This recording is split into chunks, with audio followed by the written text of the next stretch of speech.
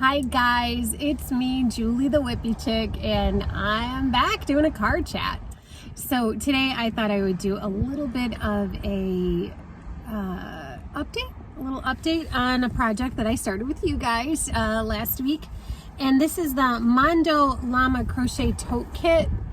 I wanted to do a little bit of a review, and since I knew I was going to have to make it to review it, I thought, why not let you guys do it with me, and I could do an honest review and a tutorial, I guess, with it.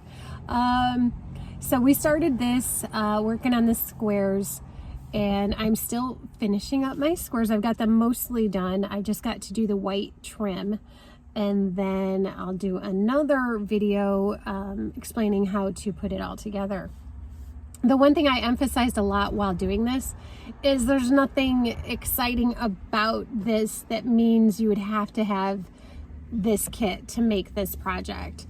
You could pick any colors you wanted and make the same project. So you just need 5 colors, and whatever color you use, whether you use white or not, whatever color you use to substitute for that white, you would just need a lot more of that particular color than you do the others.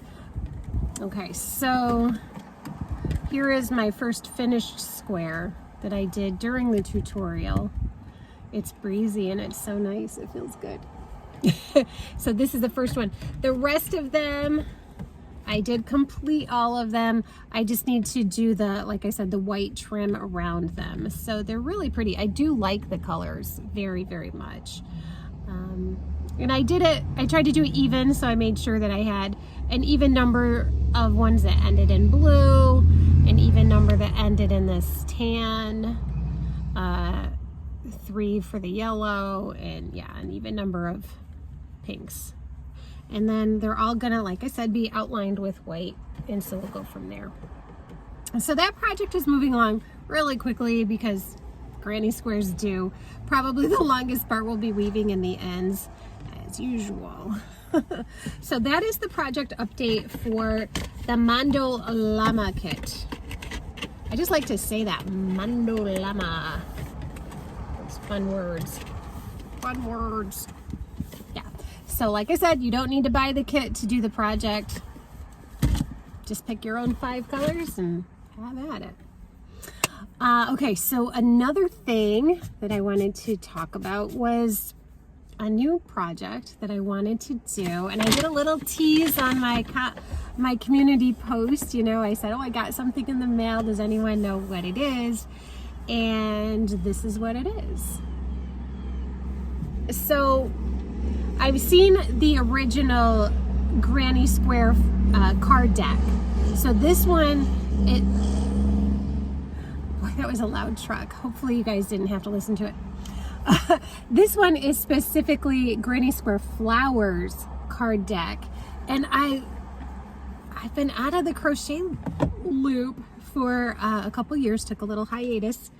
And I was surprised at all the fun stuff that I've been missing out on. So forgive me if you've all seen this already, but it's new to me. So what these card decks are is it has a card for each square, and on the back of the card it's got the name of the square and also the diagram to make the square. Now I like to work from diagrams, that's just how my brain works, but if you don't, I'm going to have you follow along with me, and we're going to make some squares. So I've already picked out some of my favorites and some that are intimidating. Some of them are 3-dimensional, so they look a little bit more intimidating, but I'm going to persevere, and I know you will too. So there are 50 of these. So we're going to do as many as we can, as time allows. We're not on any kind of a time constraint, so yeah, I was really, really excited about this plan. Really excited. Some of them are just so beautiful. Let me show you some of my favorites. This one I love. This one's Geum, G-E-U-M. I don't know what kind of flower that is, but they're all named after like actual flowers, which is also cool. I'll show you a couple of my other favorites. So So pretty. This is Gerbera. It makes me think of Gerber daisies. I don't know if it's the same thing. So pretty. Just so many different ones. This is Dianthus. So pretty. Oh, this one's going to be super fun because it's one of the three-dimensional ones. This is a lily. Can you tell how it's three-dimensional?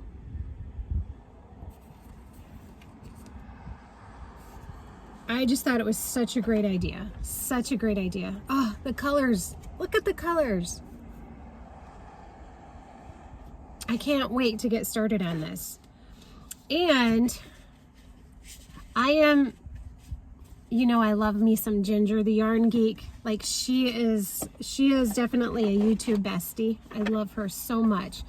But she and I are so different when it comes to our yarn stash, because hers is huge yarn stash, and mine is non-existent. I have this and I think I have maybe 6 cakes at home that were gifts to me. So anyway, because I don't have a huge yarn stash, I had to order yarn to do this the Granny Square project, to get started with it. So I ordered some yarn from my favorite yarn manufacturer, which is Premier. I love Premier yarn, and they had I think it's a pack of 12 colors, and they're kind of smaller skeins. So I thought that's perfect for granny squares, because you don't need a ton of yarn to make one granny square. And if I like the colors, I can always order more. But I'm waiting for it to come in the mail, so that is another thing that I'm super excited about doing with you guys. Last project update is, yes, I have started working on the Jaws blanket again.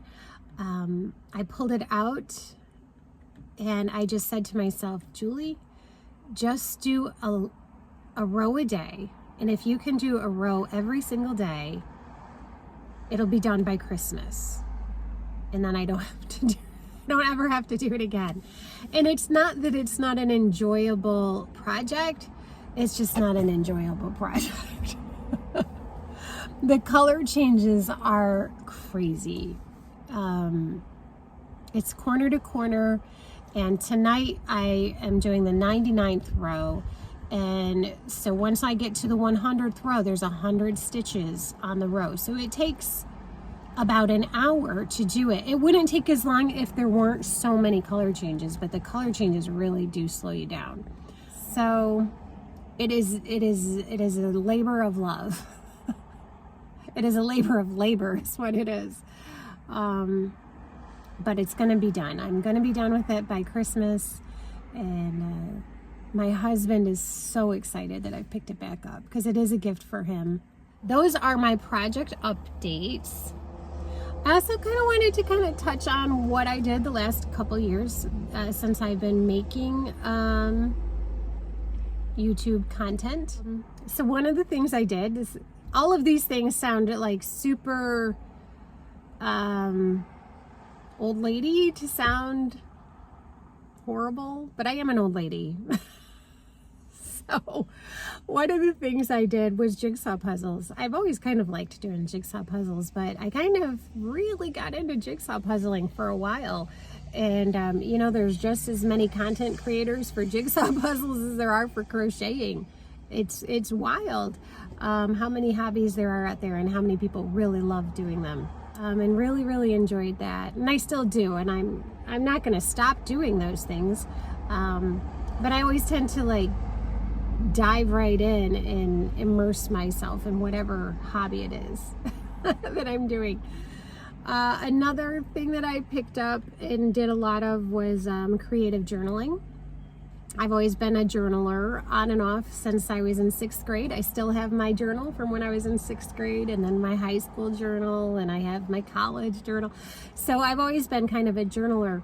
But when I discovered creative journaling, that was exciting to me, because then had the crafty aspect as well. So that was really fun. So I discovered junk journals and craft journals, and some people call them smash booking.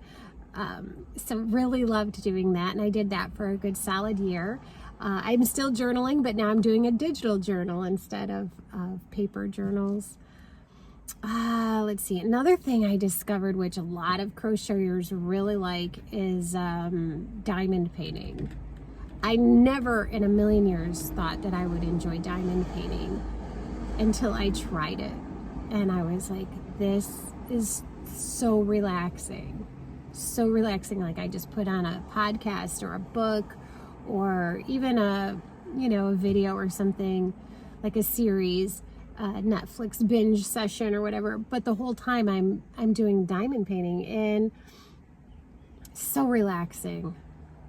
And after a little while, I got thinking about what, like, all of these things kind of have in common. And for me, it's taking things that are disorganized and organizing them, if that makes sense, especially the puzzle one. And I find that to be very soothing and very relaxing, especially in the chaotic world we live in. It's really good to be able to take time to focus on one thing that you can organize and make clear for yourself, even if it's a diamond painting. Do you hear that? Must be a hawk somewhere nearby. That was pretty cool. Okay, so I'm going to leave you there. Looking forward to maybe doing these with you. They're going to be short tutorials, I think, is what I'm going to use those for. And if you are doing this, we're going to be finishing that up soon, and I'll be keeping you posted on the Jaws blanket. So until next time, I hope you're having a great day and finding the beauty in it, and I'll see you next time.